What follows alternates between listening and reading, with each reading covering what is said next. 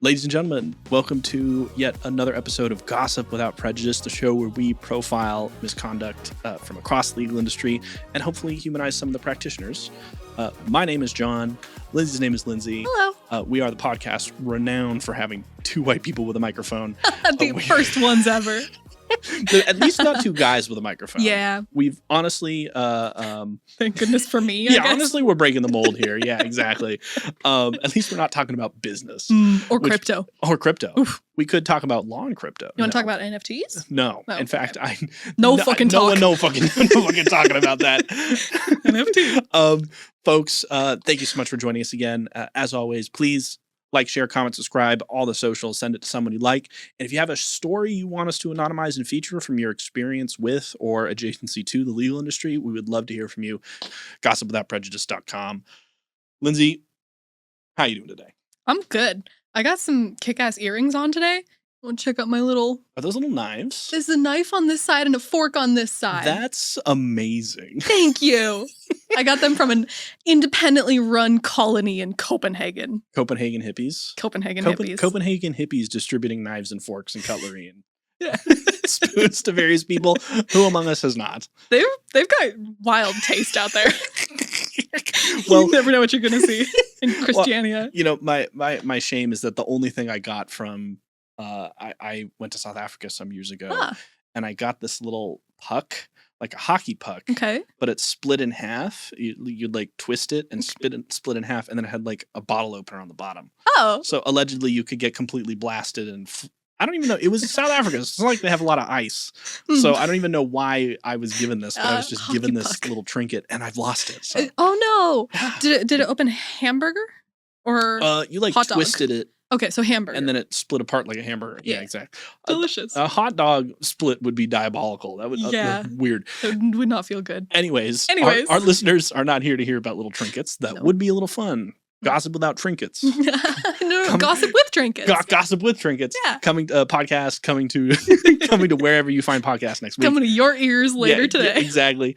What have we got on the docket for today? Today we are going to discuss some fun according to me, probably not according to them, but some fun lawyer disbarment stories. Okay, back to our roots. Yes, back to our roots. I'm excited about these too.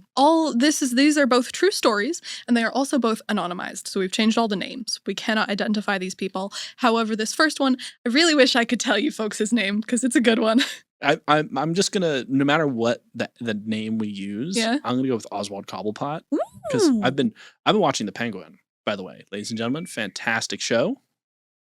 Shameless plug, Penguin, friend of the podcast, except he's actually a diabolical monster. So not friend of the podcast. Shameful friend of the podcast. I had not shameless. Despite what you may have heard, I had nothing to do with that Riddler guy.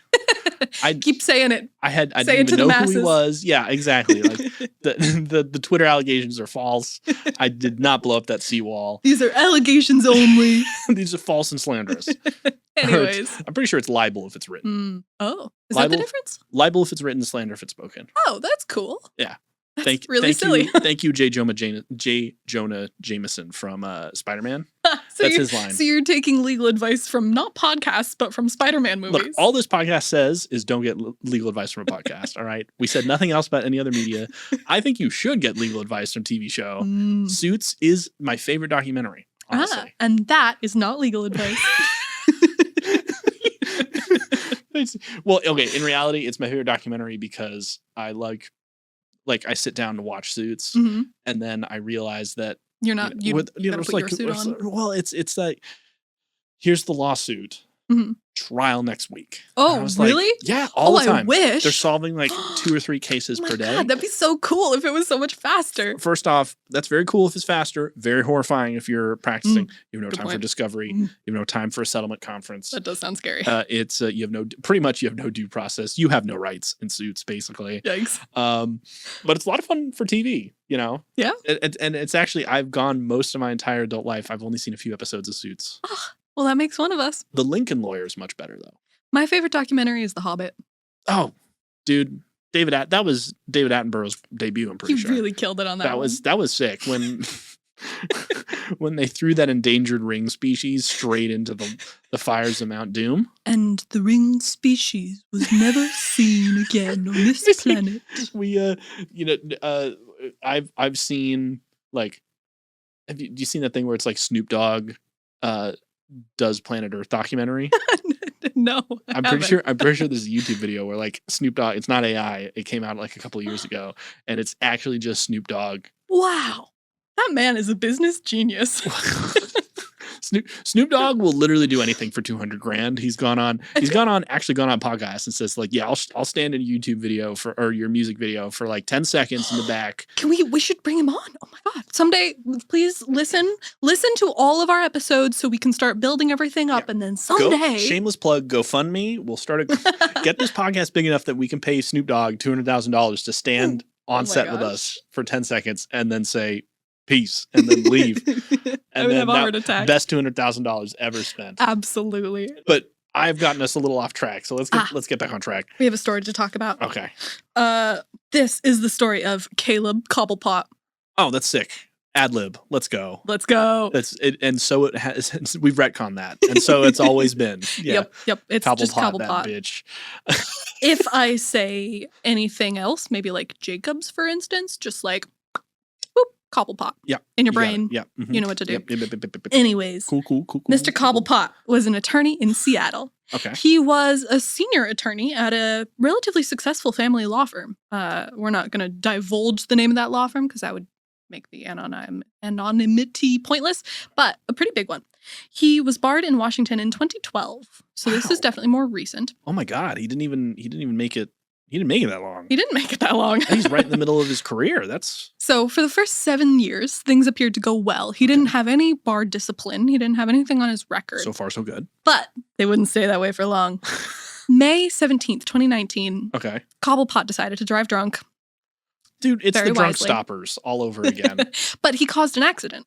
Oh, it's the drunk crashers. Yeah. Oh my God, it's the drunk stoppers from episode 2. Yep, and this time it's the drunk crashers. And did he crash into a drunk stopper? I wish I knew. We don't know. Okay. It was actually a collab between the episode 2 attorney and this guy. Yes. Is they collabed on the road accident that got him caught by the law. Okay. That was May 2019 when he did that.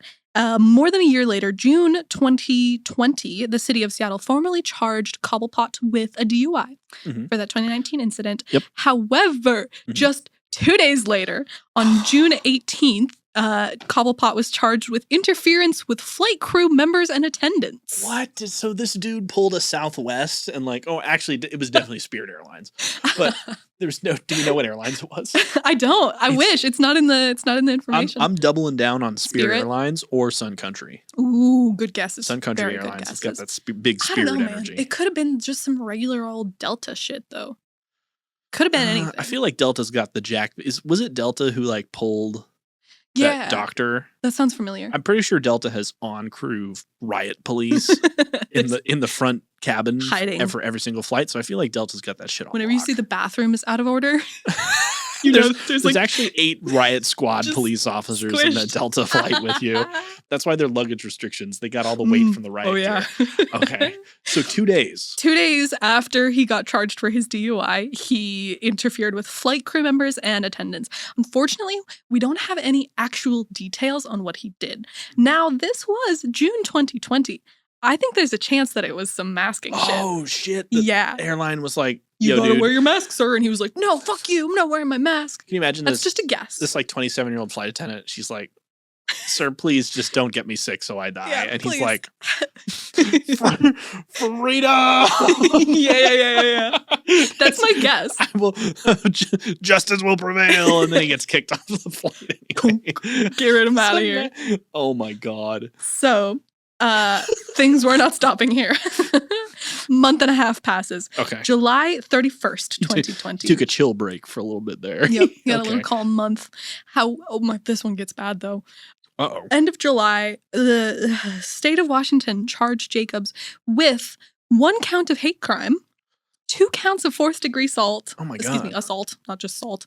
And 2 counts of 4th-degree assault with sexual motivation. Oh, did anyone die? No, no one died. Okay, that's good. He was not charged for any murder or anything like that. However, the victim, apostrophe S, we don't know if it was one or more, Okay. victims were employees of the same firm as him.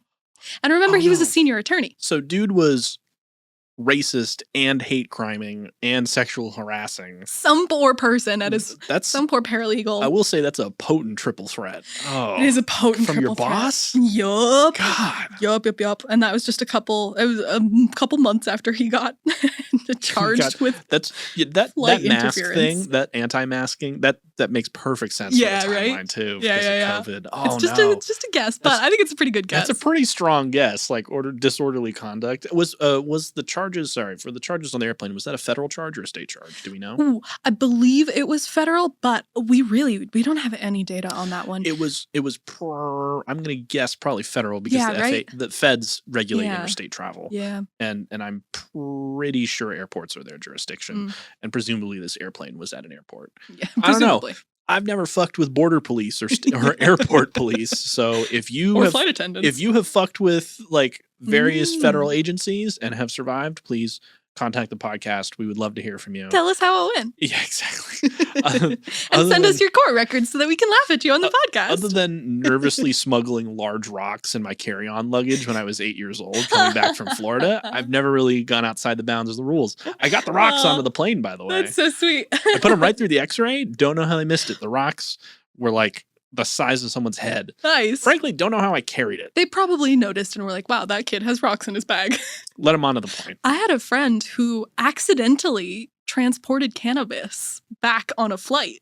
She traveled somewhere, bought it there, and then when she came back, she didn't realize it was still in her bag. But she made it home fine. She was Oh my God. scot-free. Isn't that incredible? Well, okay, federal, some TSA agents a real one for that. Yeah, Or you think possibly, so? or possibly several of them. Well, that's Mm. kind of like, because then if you get caught, at best, like your stuff gets added to the airport jungle juice. yeah. That's The gotta be a jungle crazy juice. place. Every time I pass those jungle juice liquid canisters of all the Oh. waste, I'm like, just give me a sip. Just, Give- just let me get a little hit of that and see, and see what planet I land on. That's where the liquid meth and ketamine ended up. We're screwed. They actually just took a bottle of the potent, the airport juice, and took it straight home to soak the pleading papers in it. Oh, I love it. Reuse, reduce, recycle. It's the responsible thing for the planet. Yep, absolutely. Yeah. Mhm. Anyways, back to Mr. Cobblepot. Okay. So he assaulted one of his coworkers at a firm event, or immediately after a firm event, or something like that.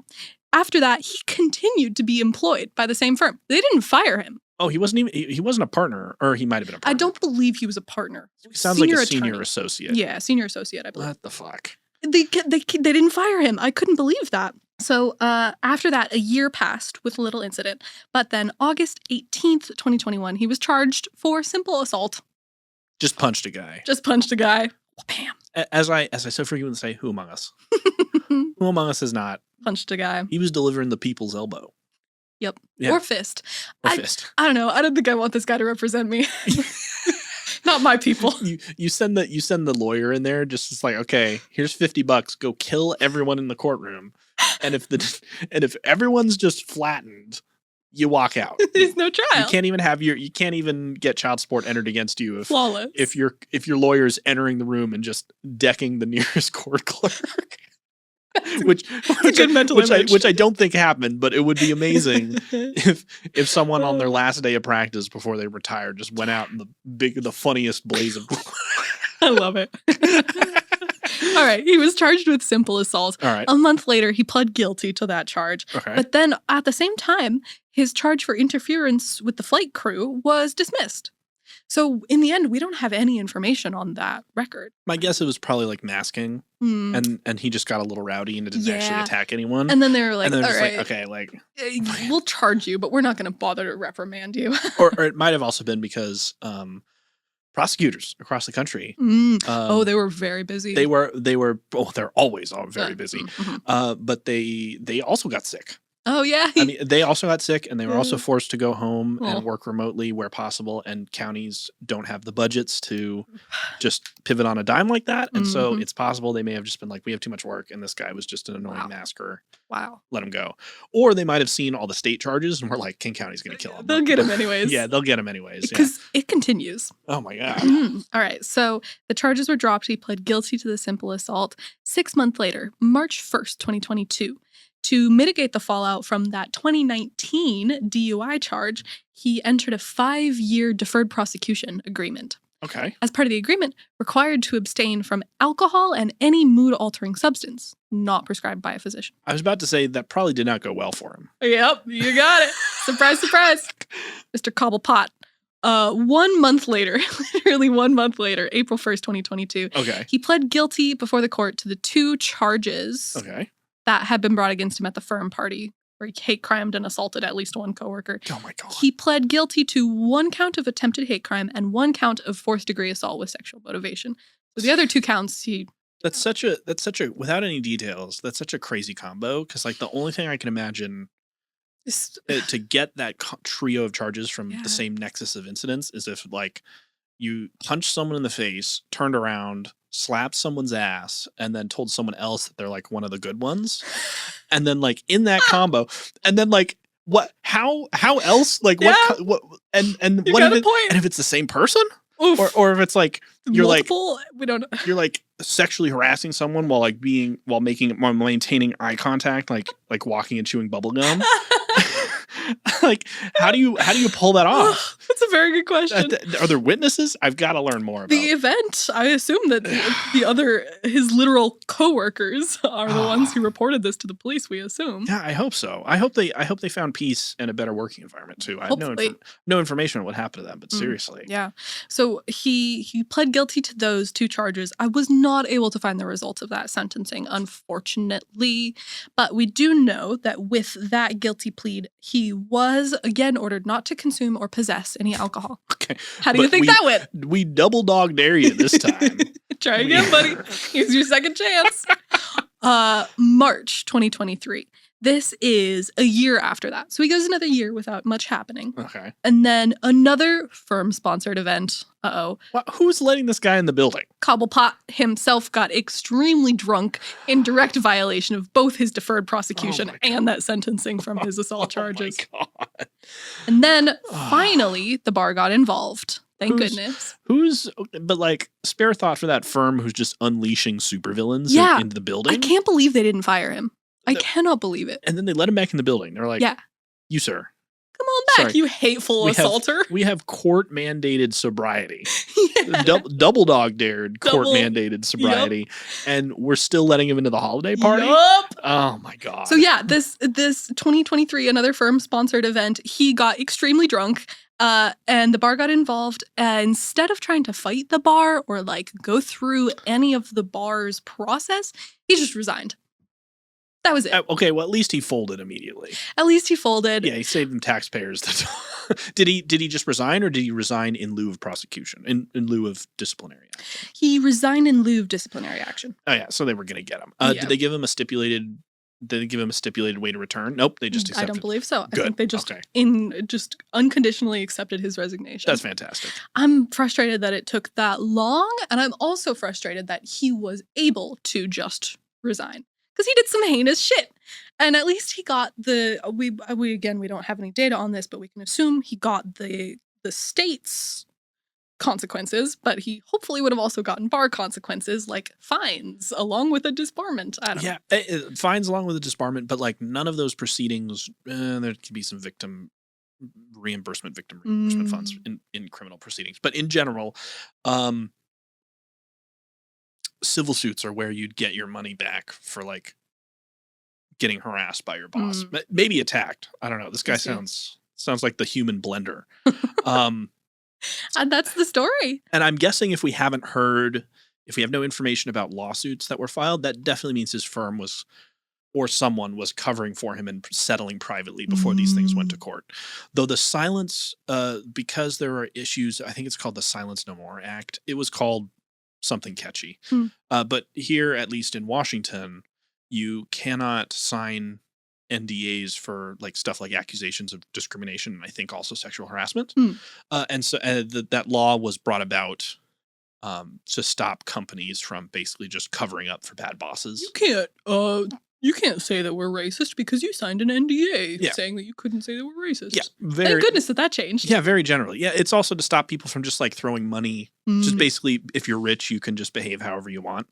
Yeah, exactly. Like, here's $50,000. Go away. Don't talk to me. Don't tell anyone else about this. Cool. And then just repeating that cycle. So it's actually pretty difficult to fully silence those experiences, and rightly so, in my opinion. Good. At least in our jurisdiction, I have no information for other jurisdictions. But I don't know about you, but I really like Washington. There's a reason we're here. Yeah. Bless up. Shout out to the concept of the state of Washington from the podcast. Absolutely. The podcast. Washington is friends with us. I don't know.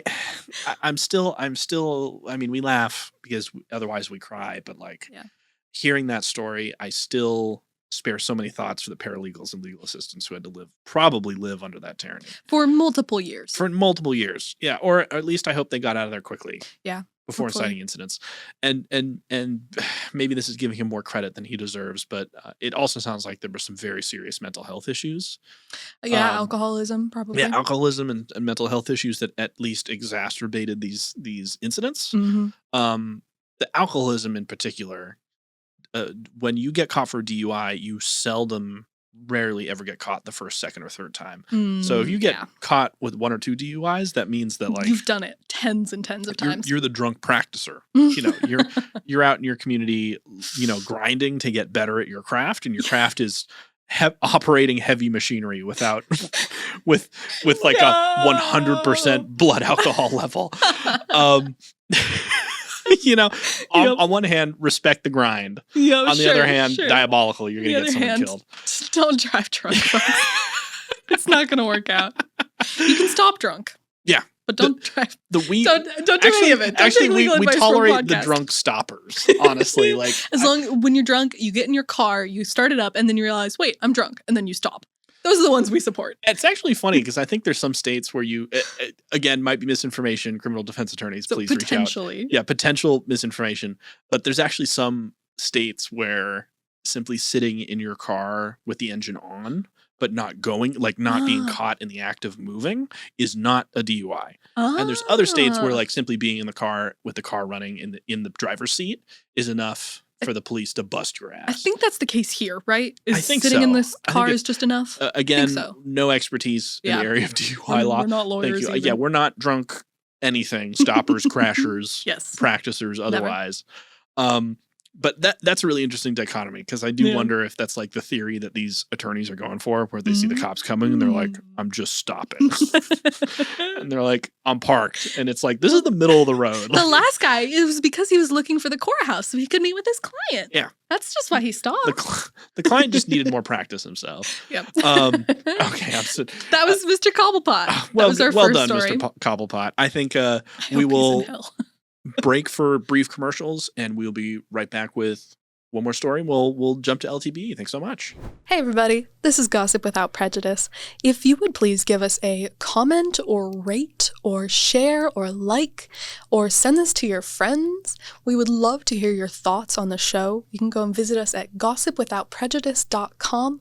Thank you so much for listening. See you soon. Bye. Okay, Lindsey, what do we have for our second unfortunate lad today? I am again very excited to tell this story because the twists and turns, oh my goodness. Okay.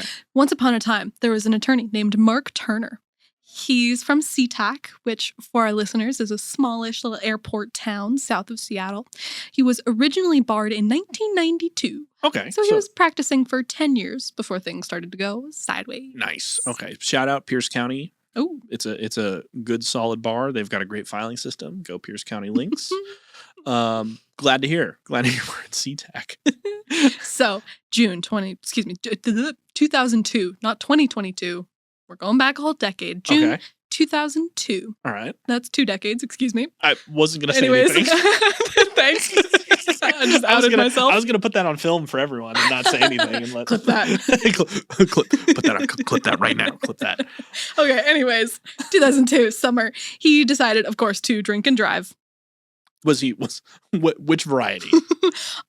We have a well-established canon for the property damage variety, the literal hit and run variety. Oh no! He The drunk runners. assault and property damage. Oh, do we know if his victim lived? We don't. I wish I knew. Which probably means if he didn't get caught with murder. And it wasn't assault, right? Or, excuse me, it was assault, not manslaughter. Okay, yeah. So I hope his victim was okay. That's really bastardly when you do something. And then someone gets hurt. And then you try and run from it. Mm-hmm. Not fun. Not good. Yeah. He was found guilty on all 3 counts, thank goodness. Received a 60-day suspended sentence and probation. Really? Yes. So he ran over the cat, ran over grandma, ripped Mima, and plowed through someone's yard. And they're just like, it's cool, dude. Well, just probation. Don't do it again. Yeah, exactly. If you go to jail, then you'll get the 60 days. But God. His probation terms required him to stay out of trouble, avoid alcohol and drug-related offenses. You might be unsurprised to learn he violated this probation twice, leading to jail time. How much lead up before he went back to a life of crime? That's not specified, but I believe it was very, very fast. Because that was all one chunk. That was summer 2002. And then the next incident we have is summer 2003. And that previous jail time isn't mentioned again, so I'm assuming he served it. Within that year. He violated paid his debt to his twice. Well, honestly, these court-mandated sobriety orders have the same energies like "Would you still love me if I was a worm?" from the judge. The judge is like, "You're going to be sober, right? You'll do this." Yeah. And the guy's like, "Yeah, of course, sure, of course, baby. I'd do that for you. I'll get you a little worm house and put you in a bunch of leaves and carry you around in a little worm mansion." And then later on, he goes to his friends. The instant they step outside the courthouse, they're like, "Well, anyways, back to bourbon." Bye, worm. Yeah, exactly. Well, that question was kind of weird, but I can't read, so I'm gonna go get me a bottle of Grey Goose and my keys. The best worm attorney in the state. Worm law. We gotta call the bird law guys, because the bird law guys, the worm law people and bird law people hate each other for good reason. The feud has gone back many centuries. Lifelong enemies. Yeah, their rift will never ever be. Since early bird versus worm. They've never again. That's really funny. It's right after finders versus keepers. Pretty sure that was a federal court. Partner swears that exists. Look that up. Fact check, please. Yeah, exactly. Anyways, our dear Mr. Turner got his DUI, violated his probation twice, went to jail. Year later, charged again, DUI, driving with a suspended license. Why did he get it? Was it just I believe expired? it was from that former one. Oh, they didn't get it back. Yeah. Yeah. You got to go back to a court to get your. April 2004. He pleaded guilty and was sentenced to 365 days in jail with 331 days suspended. So if I'm correct, let me know if what that means is 365 days in jail, but 331 suspended. So he just spent the other 34 days in jail, right? I think 34 days in jail, and then the rest of it is just said, if you get in more trouble, then we'll bring that jail time back. I'm pretty sure. Okay. We should actually learn literally anything about the criminal justice system. We should probably know. Yeah, exactly. I will look that up before the next show, but I'm pretty sure that's what it means. Okay. Basically, I think they were just like, get a month. Yeah. And I mean, regardless of if that's the case, these stories are such great examples of how the U.S. justice system actually has pretty lax sentences, on its face. Yeah. The real consequences in our justice system is the social implications that come with it if you don't have the means to escape them. So these attorneys, they go revolving door in and out of jail, and it doesn't impact them because they've got a career that won't fire them. They've got bosses that cover for them, or they might just be their own boss, own their own business, and can't be fired. True. And the public isn't aware of everything that's happening, so they keep getting clients. Whereas somebody who goes to jail on a drug charge, or someone gets hit, erroneously searched and then resists arrest, and then even though they did nothing wrong, they go to jail on the resisting arrest charge, they lose their job, they got a rap sheet, no one will hire them after. Even though the sentence is only 15, 20, 30, 60 days, that's pretty short, disruptive. But it's long enough for you to lose your job. Yeah, it's long enough for you to lose everything and never be able to get it back. Yes. And so I always, we're tough on these attorneys because they actually occupy a tremendous position of privilege, which is part of why we do this podcast, is to show you that law isn't a monolith. hopefully we can raise awareness for the public of what's sometimes going on to watch Yeah. out for the signs. Yeah, look up, if you're hiring a lawyer, look them up on your state's bar directory. Yes, exactly. That's my most important tip. Yeah, highly recommend it. But it's still not legal advice. Yeah, exactly. Don't get legal advice from a podcast. Thank you. Everybody knows that. Okay, Yes. continue. Anyways, so he served his month, we believe, with the rest of the year's sentence suspended. Okay. And once more, his probation required him to follow the law and avoid substance-related offenses. Okay. How do you think that went? I think he said, of course I'd love you if you were a worm. I think that's exactly what he said. And then the moment he found a non-worm girl, he immediately dumped the worm. Went right yeah, for exactly. it. Okay. Over the next 2 years, he unsurprisingly failed to meet these terms. At least 4 bench warrants for failure to comply with court orders. Did he just like not appear for hearings? I believe so. Or did he just like dip on his PO officer? It was something like that. We don't Or have on the his PO, specifics, but one of those two where a he's bunch just of not technical showing. violations. Yeah, he's just not showing up. Okay. October 2005. Okay, also, Yeah. what is ODC doing? Is ODC just I sleep this whole time? Yes. Dude, they're just letting supervillain just absolutely run for. Okay. Yes. Yeah. Okay. Yeah, I guess so. They'll get involved shortly. Okay. Yeah, We got fair a little bit more debauchery to get into. enough. Okay. If that can even be. No, I take that back. Not debauchery, crime. it's Changed my it's mind. way less fun. Yeah. Yeah, exactly. Yeah, he was the only one who I was having fun, and he probably didn't even have that much fun. Anyways, October 2005, he gave false information to a police officer after being stopped for carrying an open container of alcohol. The charge was later amended to obstructing an officer, to which he pled guilty. Nice. He was sentenced to 4 days in jail. What did the officer also want to sip? Like, what was he obstructing? Was he? I'm assuming like the officer's like, "Hey, where'd you get that open alcohol?" And he's just being like, a dick. "Fuck you, dude." Yeah, send him. All right, jail. send him right to jail. He's like, "Do you know who I am? I'm an attorney." And that's why he only stayed there for 4 days. Yeah, and cops like, "Great, man. It's 5 p.m. and now I earn $170 an hour. So let's go to the station and book you for 3 hours." And get this, 4 days in jail with credit for time served and a 24-month suspended sentence. Again, why are they still giving him these suspended? He's literally hurt people. he's just a little guy. Your Honor, he goes into Your favorite one? Yeah, it's my favorite one. Goes into jail. Flawless defense, really. Your Honor, I'm just a little guy. You can't hold it against me. Please let me go. And the judge, very understandably, is like, "Sir, you're just such a little guy. We have to let you go. Oh, but before you go, you definitely won't drink anymore, right?" Right? The judge is... No way. No. I wouldn't dare. I'd never do that to you, Judge. All right, he got his 24-month suspended sentence. Like 3 months later, Okay. he was charged with theft, attempted assault, and false reporting after trying to steal 3 bottles of wine. Oh, at this point, this is getting a little sad. It's getting a little sad that The it's the poor 3 bottles guy. of wine. Yeah. Oh. He pleaded guilty to false reporting, and the 2 other charges were dismissed. So none of the assault and theft. So at least he didn't have to deal with that. He was sentenced to 185 days in jail and another 24-month suspended sentence.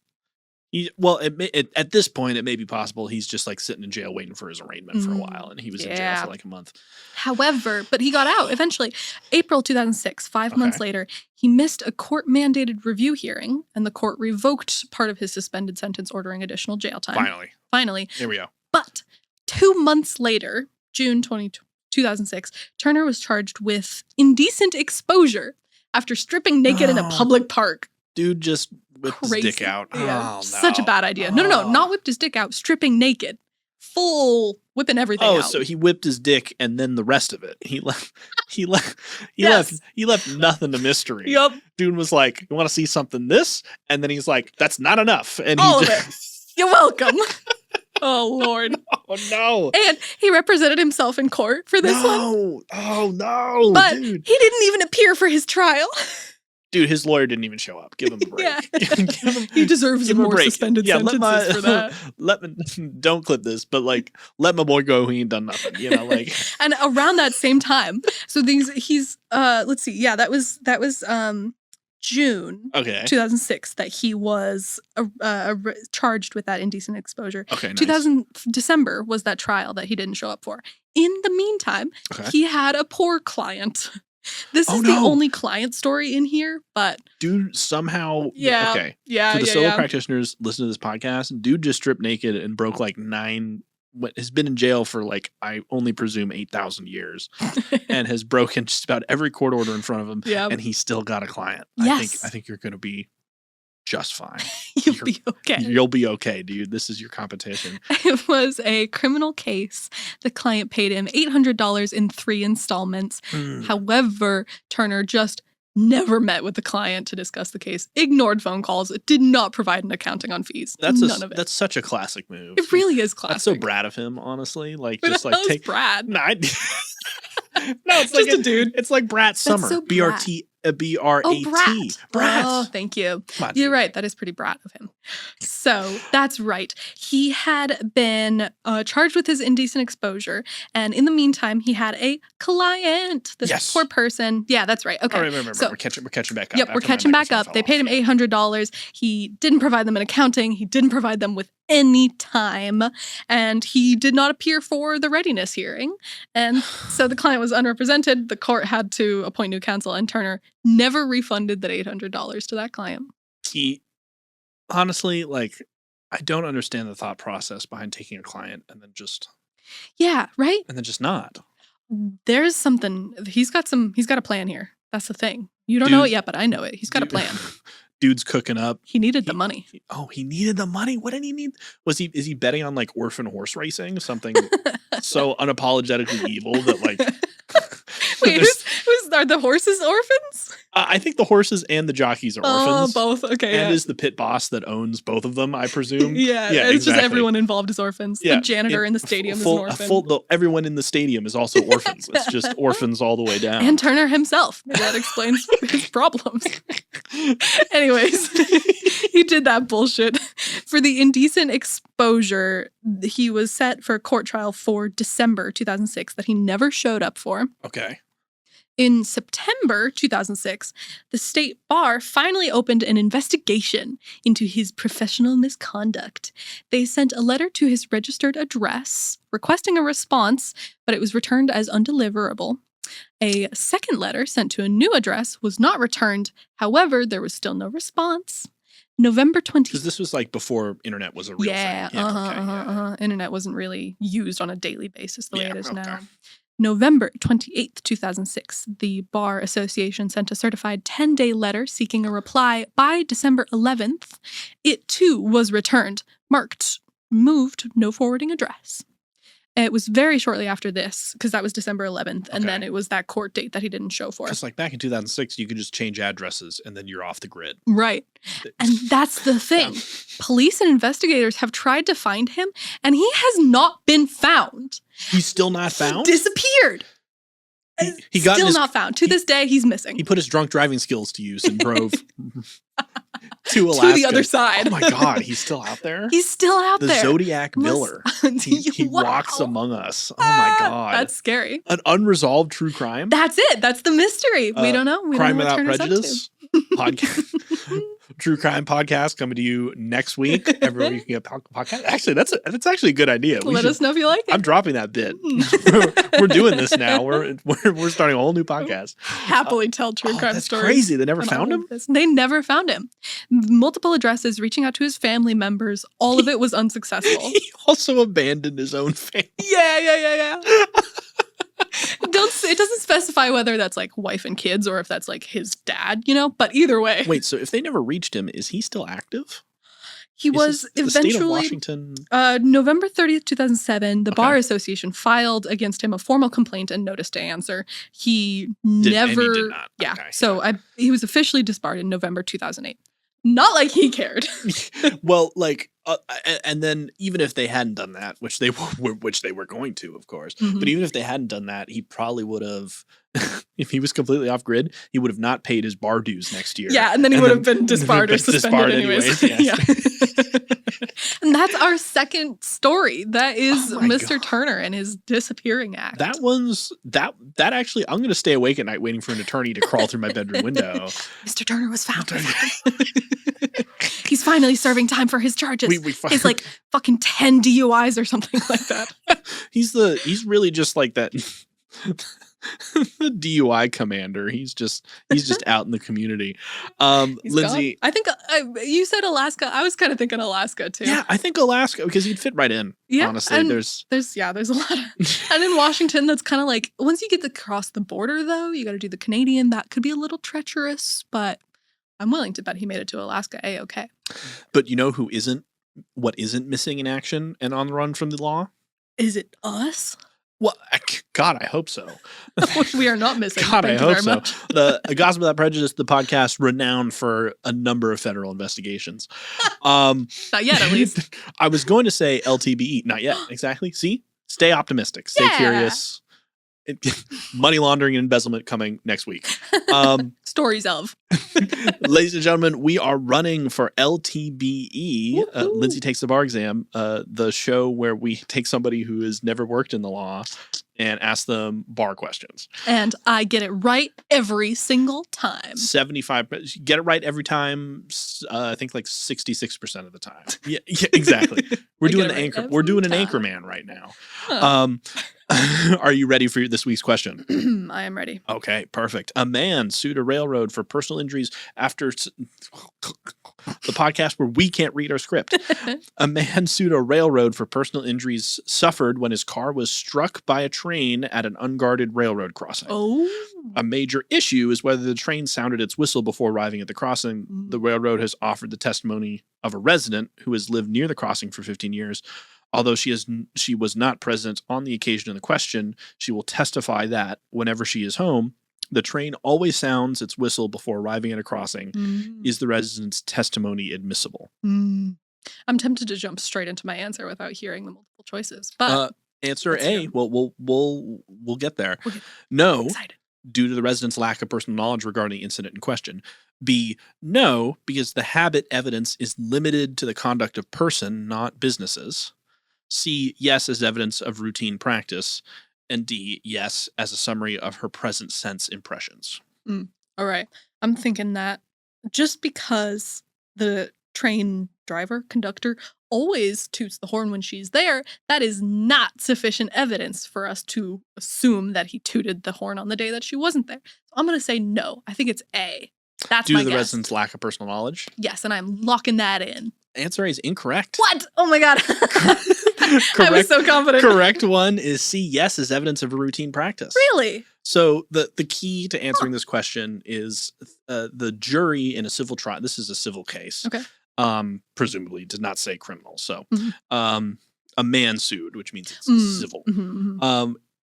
The jury is the trier of fact, and the judge is the trier of law. Judges call balls and strikes during proceedings, make sure everything's fair, make sure the law is applied properly, make sure the jury is instructed properly, and nothing overly prejudicial enters the record.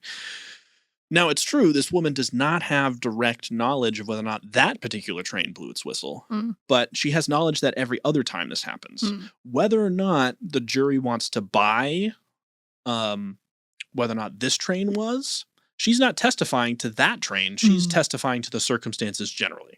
If there's no other witness, this is the best evidence the defense has to say, look, we've done it every other time. We didn't have a guy there at the time somehow, which implies that the train had no conductor, which is very strange. Yeah. Anyways. But we've done it every other time, and therefore we're going to bring in evidence of this routine practice so the jury can decide whether or not to believe it. And that's why you can eliminate D, yes, as a summary of her present sense impressions. That just kind of doesn't make sense. Because what does present sense even mean? And then B, no, because the habit evidence is limited to the conduct of persons, not businesses. That's kind of a trick question because businesses are legally persons. Also, that answer is just wrong. And A, no, due to the resident's lack of personal knowledge regarding the incident in question. She actually does have personal knowledge. She does. She has personal knowledge of everything else that's happened, and whether or not the jury buys its credibility, you're going to let it into evidence as evidence of routine practice. So the correct answer is C. C. If I was a juror, I don't think I would. It's not. But again, I think we're circling back to why the hell there wasn't a conductor on this train to testify, hey, I blew the whistle. Yeah. Maybe he was in the back. I too Maybe would he was be in the bathroom. Suing the driverless trains on this railroad. Maybe there was some reason that the conductor couldn't testify in his own like for his own train. Maybe the train conductor got obliterated by like the truck of this drunk stopper who stopped on the railroad. Yeah. I'm continuously amazed that people are like, yes, this railroad where 1 mile long, 50 million ton bricks of pure inertia pass. I will park here. That's really, really dumb. Yeah, like, I mean, I kind of understand. Was he parked, though? Was he stopped on the tracks? A man sued a railroad with personal injury suffered when his car was struck by a train at an unguarded crossing. So he could have been just driving through. However, trains do not move at the speed of the light. You can just like, whoop, whoop. Yeah, that's true. Pew. Widely renowned, you heard it here first, trains move at the speed of train.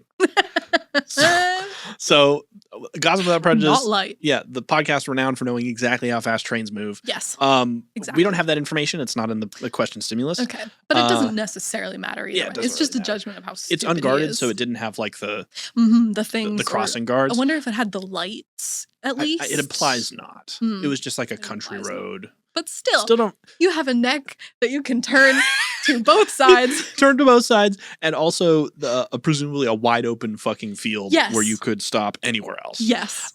Yes. But yeah, in this case, I think common sense is the first place I always turn when answering these questions. I'm like, yes, she can testify to every other time she's been there.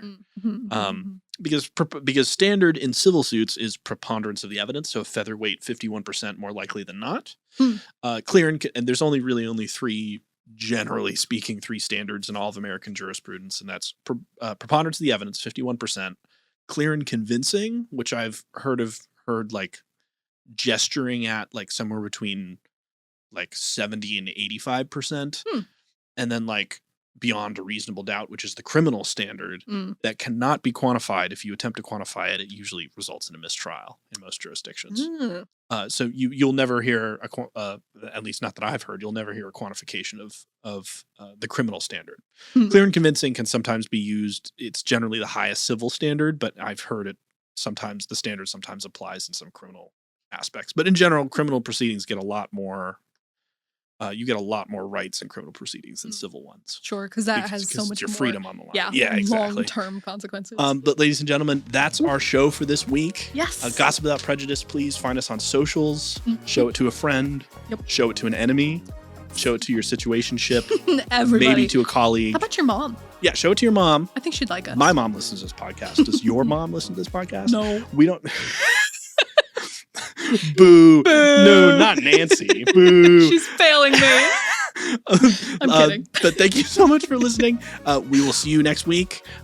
Any other questions, reach us at gossipwithoutprejudice.com. Submit your crazy stories, anecdotes for us to anonymize and feature. I would love to hear what you guys want us to talk about. Yes. Love feedback. Yeah, we don't do anything except watch our inbox. So, yep. Yeah, just sit there, refresh. Yeah, we actually don't move from the studio. Refresh. Anyway, that's enough ad-libbing. Thank you so much, everybody. And we'll see you again soon. Thanks. Bye.